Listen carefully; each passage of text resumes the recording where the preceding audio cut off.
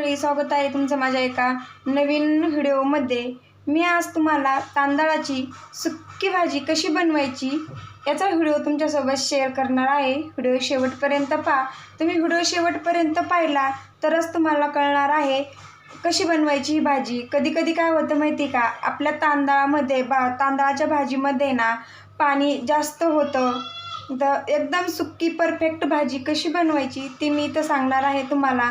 मी इथं भाजी निसून घेतलेली आहे। आपल्याला चिरून घ्यायची नाही अजिबात, भाजी निसून घ्यायची। निसून घेतल्याच्या नंतर दोन पाण्याने स्वच्छ धुवून घ्यायची, त्याला माती वगैरे लागलेली असते भाजीला।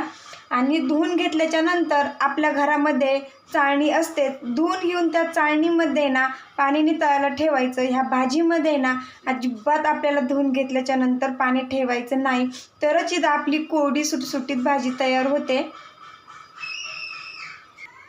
इथं कढई गरम करायला ठेवलेली आहे। आपली कढई इथं गरम झाली की त्यामध्ये 2 उबळ तेल घालून घ्यायचं।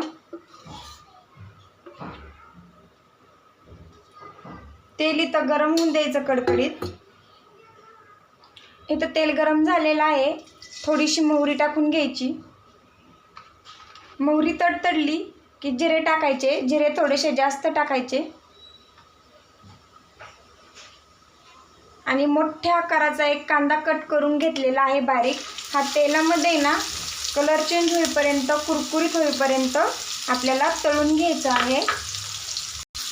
तांदळाची भाजी बनवत असताना ना आपल्याला कांद्याचा वापर थोडासा जास्त करायचा। तांदळाच्या भाजीमध्ये कांद्याचा वापर जास्त केला ना भाजी खूप छान लागते खायला। आणि कांदा आहे ना कुरकुरीत होऊन द्यायचा।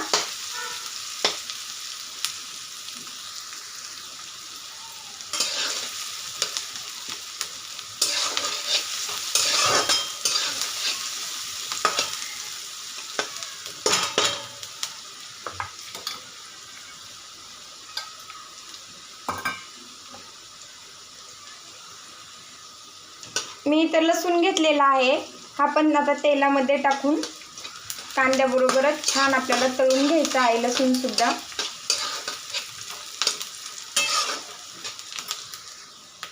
इथे हिरवी मिरची घेतलेली आहे पेस्ट करून, ती आता आपल्याला याच्यामध्येच टाकून घ्यायची।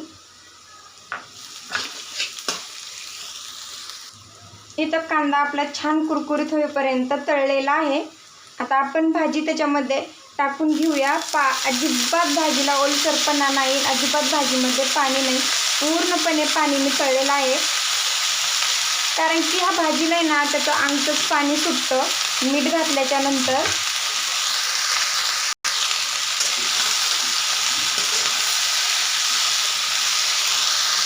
चवीपुरतं मीठ घालून घेऊया।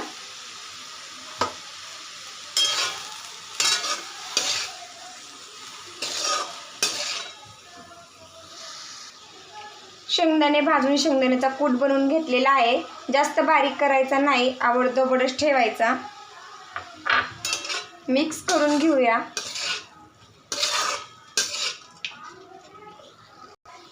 झाकण ठेवून आहे ना 2 मिनिटं भाजी आपण वाफवून घेऊया। मस्त अशी आपली इथं भाजी शिजलेली आहे, पाहू शकता। त्याच्यामधले शेंगदाणे कांदा पण असा मस्त कुरकुरीत तयार झालेला आहे।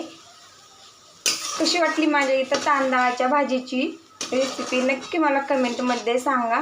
आणि व्हिडिओ जरी आवडला असेल तर व्हिडिओला लाईक, चॅनलला सबस्क्राईब करायला विसरू नका।